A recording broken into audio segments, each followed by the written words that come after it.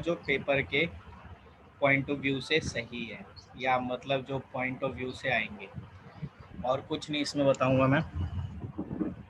ठीक है। और जैसा कि मेन चीज़ तो उन्होंने कटवा ही रखा है सिलेबस में कि डिसीज पार्टनर का जो है अकाउंट नहीं बनाना। वो तो ठीक है, नहीं बनाएंगे। किसका? Disease partner. अच्छा। तो जो डेथ ऑफ द पार्टनर है उसमें क्या पॉइंट इंपॉर्टेंट है, हमें क्या पढ़ना है, बस थोड़ी सी बातें पढ़नी है, इससे ज़्यादा इसमें हमें नहीं पढ़ना। डेथ में रिटायरमेंट के क्वेश्चन हो रहे हैं, हाँ भैया, उसका कर रहा था, हुए थे। इलिस्ट्रेशन कर रहा हूँ। हाँ। ठीक है, बस वो गेनिंग और सैक्रिफाइसिंग वाला रेशियो देख लियो बस, और कुछ नहीं। ठीक है। अब ये डेथ है, डेथ वाले में तो सीधी सी बात है, वो हमेशा के लिए पार्टनरशिप छोड़ देगा, ठीक है ना।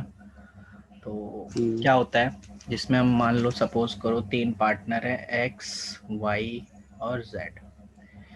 इसमें वाई जो है हमेशा के लिए पार्टनरशिप छोड़ के चला गया, ठीक है ना। रिटायरमेंट में कम से कम वो जिंदा तो रहता है, घर पे पड़ा रहता है, लेकिन यहाँ तो भाई मर ही गया वो।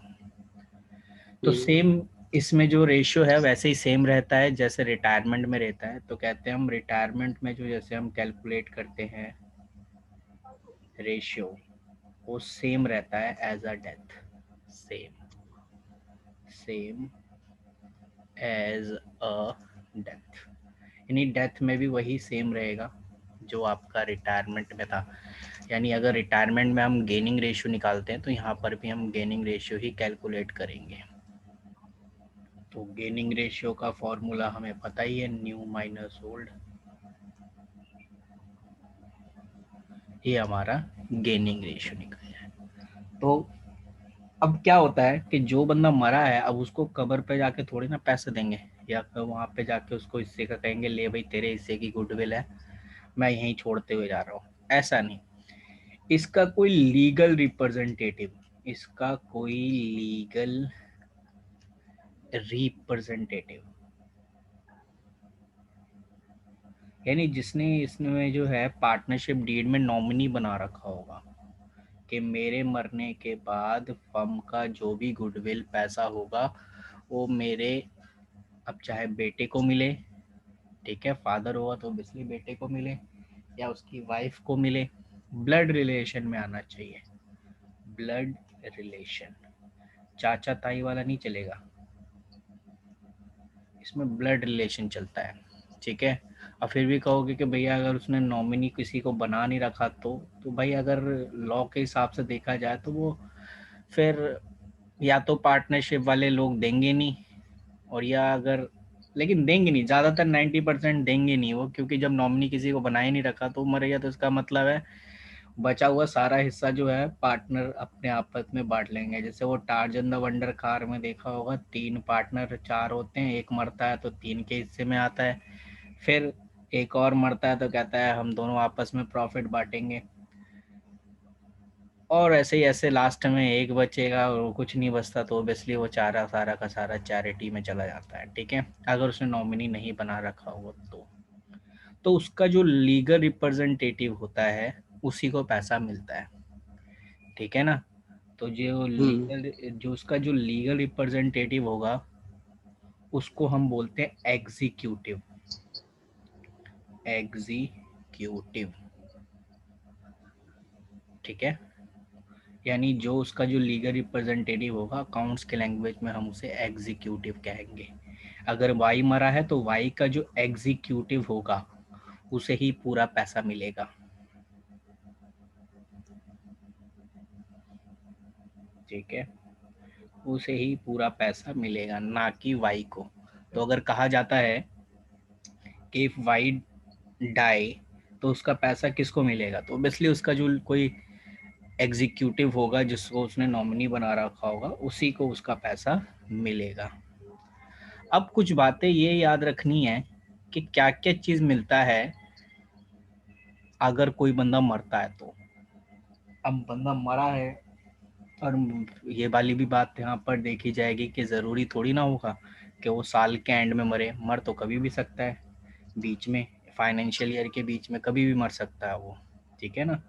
तो कहा जाता है कि जब भी कोई बंदा मरेगा तो उसको क्या क्या चीज़ें दी जाती है, तो सेम ऐसे ही पार्टनर रिटायरमेंट की तरह ही है कि जो बंदा मरा है तो ओबियसली वो सेक्रीफाइस कर रहा है, ये सेम। इसीलिए रिटायरमेंट और डेथ साथ में पहले था चैप्टर, क्योंकि रिटायरमेंट डेथ दोनों सेम ही चल रहे थे, बस उसमें डेथ में जो है वो मर जाता है पूरी तरीके से, रिटायरमेंट में कम से कम जिंदा तो रहता है।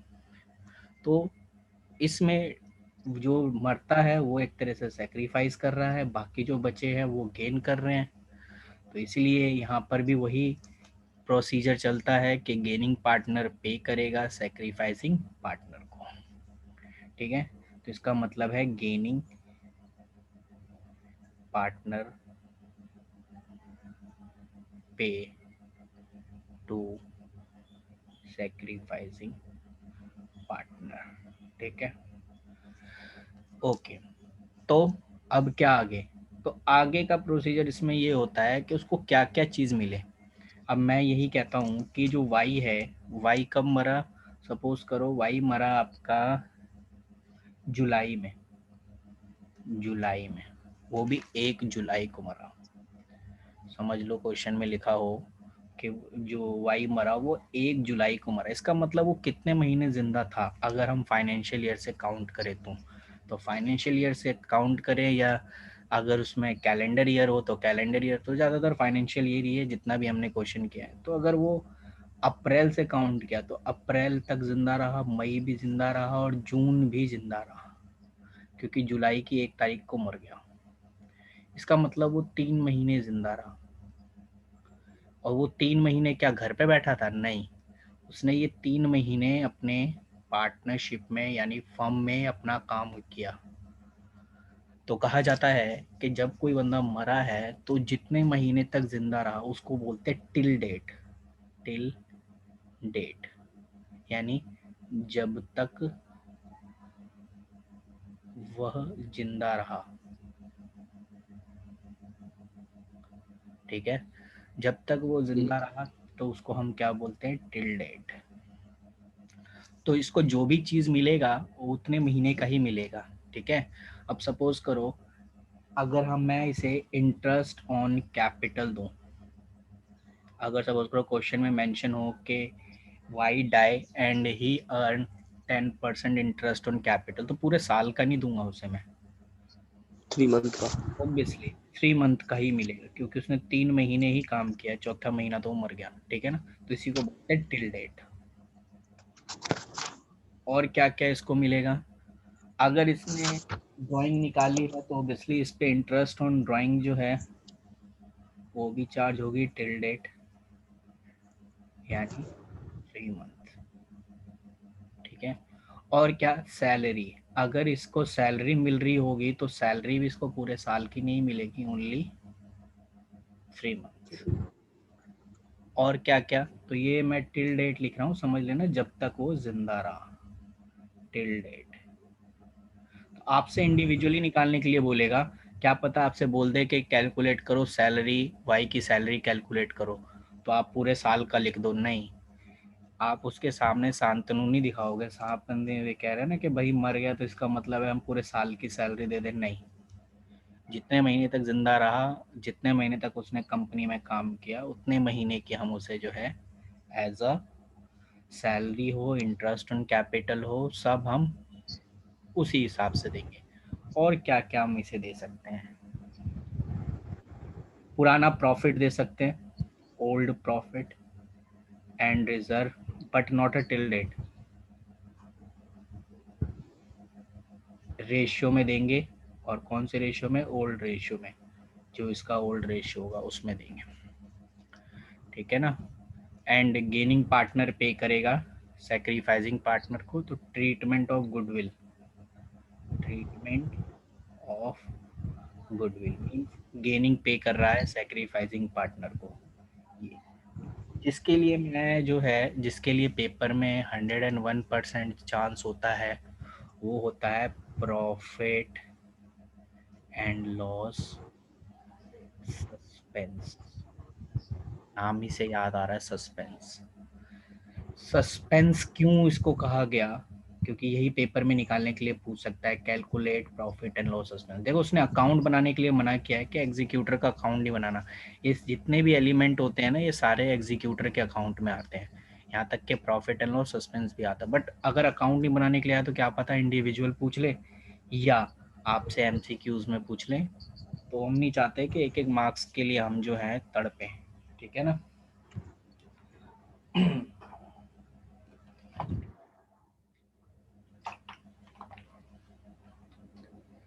तो बात करें अगर हम प्रॉफिट एंड लॉस सस्पेंस की, तो प्रॉफिट एंड लॉस सस्पेंस वो होता क्या है, नाम से पता चल रहा है सस्पेंस में है। क्योंकि ये बताओ, ये बंदा मरा, वाई मरा अगर 1 जुलाई को, और हमारा अकाउंटिंग ईयर यानी 1 अप्रैल से स्टार्ट होता है और 31 मार्च को ख़त्म होता है।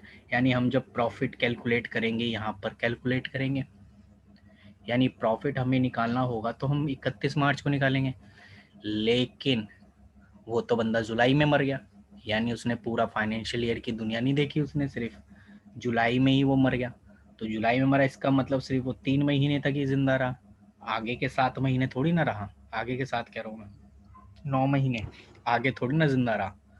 तो इसका जो एग्जीक्यूटिव है, उसका जो रिलेटिव बंदे हैं, वो आके यहाँ लड़ेंगे, कहेंगे भाई आपने सब कुछ तो दे दिया मुझे, इंटरेस्ट ऑन कैपिटल वगैरह सैलरी वैलरी सब दे दी, एक चीज़ नहीं दिया, वो है इस साल का प्रॉफिट।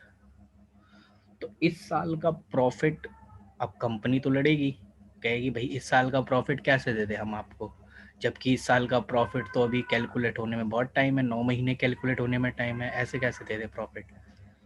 कहता नहीं नहीं नहीं, हमें प्रॉफिट भी चाहिए। प्रॉफिट चाहिए तो प्रॉफिट दे क्यों भाई ने अभी।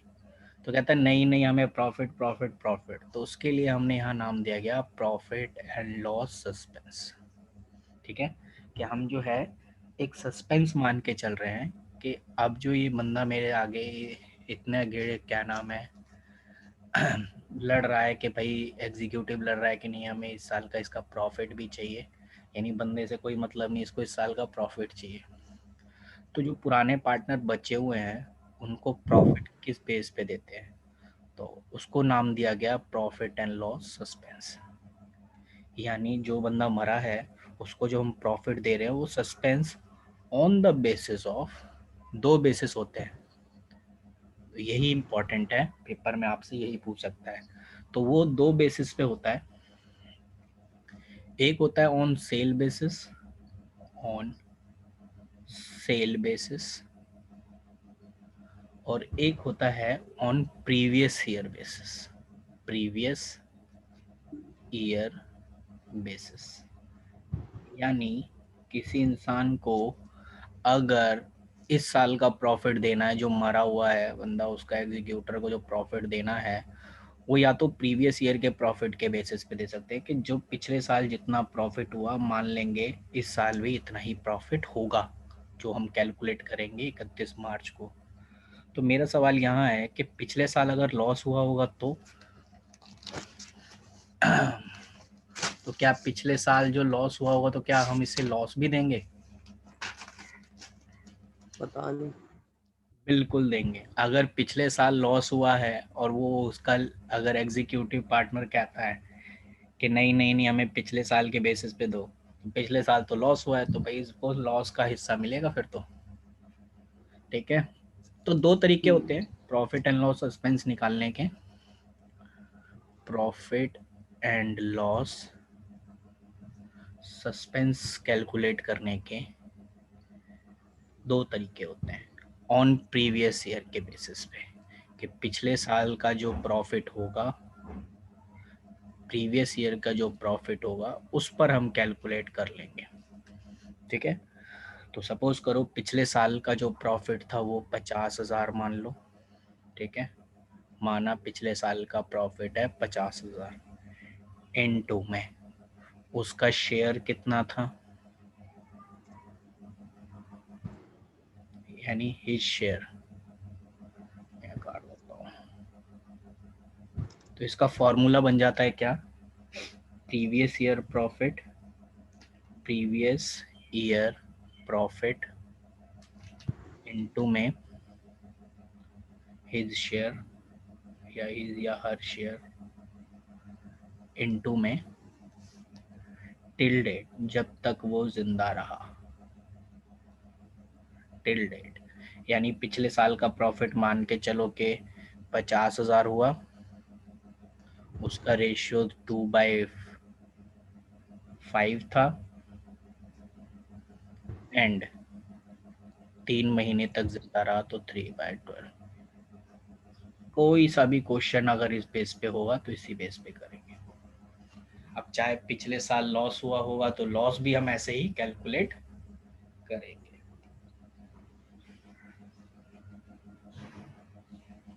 ये आपका था ऑन अ प्रीवियस बेसिस, ठीक है। लेकिन एक और भी हो सकता है, दूसरा जो मेथड है ऑन सेल बेसिस।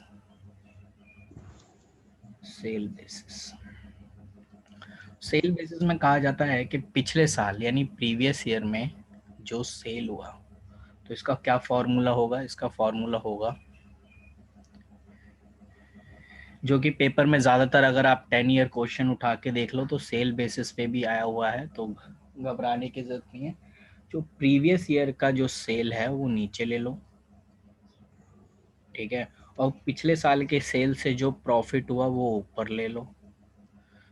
अगर पिछले साल सेल 20 लाख का हुआ है जिस पे आपका प्रॉफिट 1 लाख हुआ है तो प्रॉफिट रहेगा ऊपर, सेल रहेगा नीचे। इनटू में क्वेश्चन में सारी चीज़ें दी होंगी, टिल डेट तक का सेल, टिल डेट सेल यानी जब तक वो जिंदा रहा तब तक उसने कितना सेल किया उसका वो मल्टीप्लाई में आ जाएगा। ये सारी चीज़ें क्वेश्चन में दिए हुए होंगे तो कंफ्यूज नहीं है, बस ये समझ में आना चाहिए कि कौन सी चीज़ कहाँ आएगी। सेल नीचे, प्रॉफिट ऊपर होगा, इनटू में टिल डेट तक का सेल होगा, तो आपको फिर 3/12 करने की ज़रूरत नहीं, क्योंकि उतने साल का है, उतने महीने का ही आपको सेल दिया हुआ होगा। लिखा होगा कि 1 अप्रैल से लेके 1 जुलाई तक का जो सेल है वो इतना है, तो इसका मतलब टिल डेट का सेल दिया हुआ है, बस इसमें मल्टीप्लाई हो जाएगा उसका शेयर, हिज शेयर। तो मैं दोबारा रिपीट कर देता हूँ, profit divide by previous year cell into में टिल डेट का सेल और इनटू हिज शेयर। ये फॉर्मूला आपने बस याद रखना, और इसमें कुछ और ऐसी चीज़ मेरे को बताने वाली नहीं है, और ये डेथ आपका जो है कंप्लीट हो गया। सस्पेंस अकाउंट टेंसी बनेगा? नहीं, इसमें कुछ नहीं बनना, इसमें कुछ नहीं बनता, बस वो सस्पेंस मतलब कैलकुलेट करना होता है बस। और कैलकुलेट करने का दो तरीका है, या तो प्रीवियस ईयर के प्रॉफिट पे या सेल के बेसिस पे। अब देखेंगे क्वेश्चन में क्या दिया हुआ है। अगर सेल बेसिस का दिया है तो इस बेस पे कैलकुलेट करेंगे, अपने मर्जी से कुछ नहीं कैलकुलेट कर सकते, अपने मर्जी से हमें कोई कैलकुलेट नहीं करना, क्वेश्चन जो बोलेगा वो। और अगर क्वेश्चन में कुछ नहीं दिया तो हम फिर प्रीवियस मानते हैं, क्योंकि सेल तो दिया ही नहीं होगा फिर तो बस आपको सिर्फ यही सीखना है, क्योंकि जो एग्जीक्यूटर अकाउंट जो पूछता था वो अब नहीं पूछ रहा, ठीक है ना। अब उसे जो है एक तरीके से मान लो अब नहीं पूछ रहा है, तो क्या है इसकी जर्नल एंट्री? इसकी जर्नल एंट्री मैं आपको दिखा देता हूँ।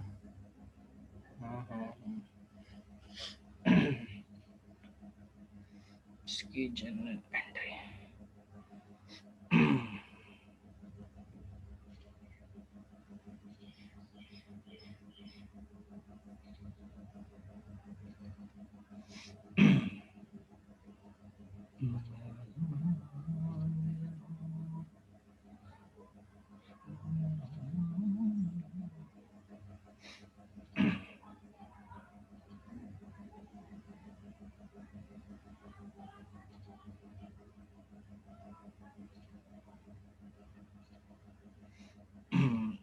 बस आपको इस डेथ में ये आपको जो करना है ये आपके सामने है स्क्रीन पे,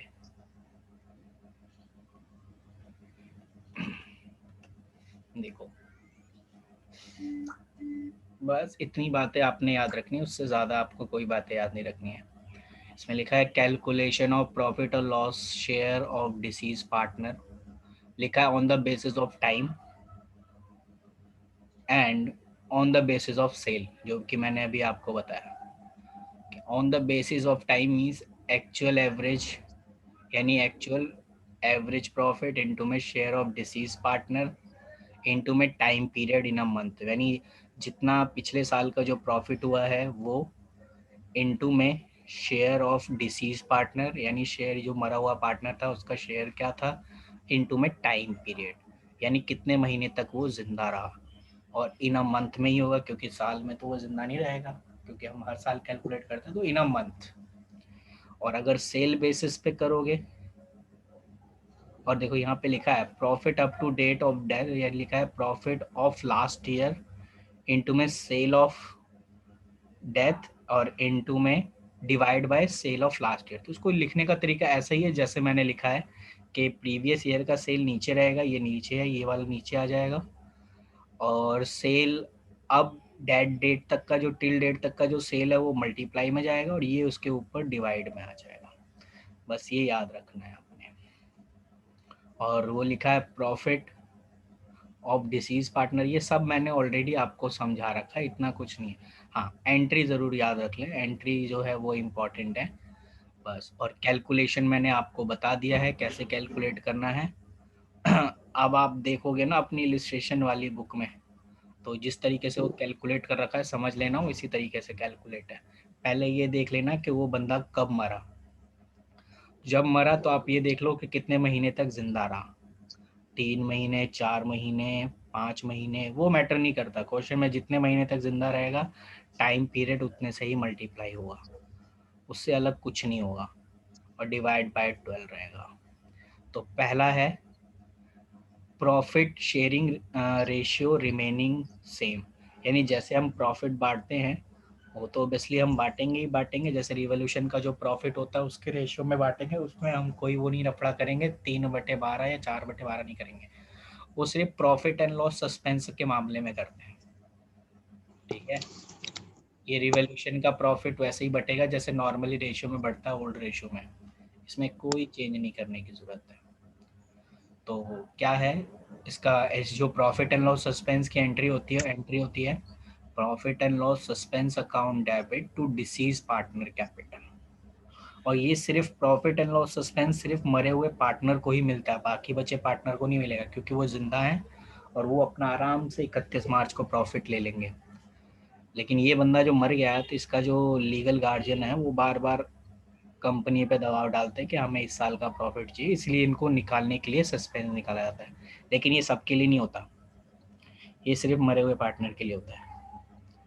और बाकी जो बचे पार्टनर हैं वो इसे गेनिंग रेशियो में पे करते, जैसे मैंने अभी बोला कि गेनिंग पार्टनर पे करेगा सेक्रीफाइसिंग पार्टनर को, it's mean deceased partner, deceased का मतलब मरा हुआ पार्टनर। तो remaining partners capital account debit to deceased partner, ये ट्रीटमेंट ऑफ गुडविल है। ये जो सेकंड केस है ना, ये ट्रीटमेंट ऑफ गुडविल है, इसको बोलेंगे ट्रीटमेंट ऑफ गुडविल। जो गुडविल ऑफ द फर्म होगी उसको इस तरीके से, इसकी जनरल एंट्री ऐसे होती है। तो पल्ले पड़ा कुछ? हाँ भैया। ठीक है, तो यही डेथ में इतना और कुछ खास नहीं है, डेथ में सिर्फ हमें इतना ही करना था। क्योंकि जो मेन था 4 मार्क्स का वो तो आपका डिलीट कर दिया है, बस मैंने जो है डिलीटेड टॉपिक में से कुछ छटे छटाए आपको जो है बताए हैं मैंने, और ये चीज़ रिवीजन में भी आपके काम आ जाएगी, क्योंकि जब आप सैम्पल पेपर सॉल्व कर रहे होंगे तो उसमें ये क्वेश्चंस मिलेंगे जो एग्ज़ाम आइडियाज़ वगैरह हैं, क्योंकि उसमें तो सिलेबस डिलीट नहीं हुए, उसमें तो सारे मेंशन होंगे। इसलिए प्रॉब्लम आ जाती है जब हम कुछ चीज़ सॉल्व करते हैं और एक क्वेश्चन ऐसा आ जाए जो हमें समझ में ही ना आए, तो दिमाग हमारा ख़राब हो जाता है। तो इसलिए ये टॉपिक भी थोड़ा बता दिया मैंने ताकि आपको समझ में आ जाए आपको क्या क्या इसमें करना है। जो सबसे ज़्यादा मेन इम्पॉर्टेंट है वो डिसोल्यूशन है, डिसोल्यूशन ऑफ द फर्म, ये इम्पॉर्टेंट है, जो कि मैं इसे अगली क्लास में आपको बताऊंगा। आज ठीक है। की मैं इतना ही आपको बताऊंगा, बस आप इसे नोट कर लें और अपना जो है पुराना रिवीजन करते रहें, शेयर वगैरह जो है वो भी आप अपना करते रहो, ताकि प्रॉब्लम ना आए बीच में। ठीक है, ठीक है भैया। ओके चलो फिर, थैंक यू। आज की क्लास इतनी होती है। ओके भैया।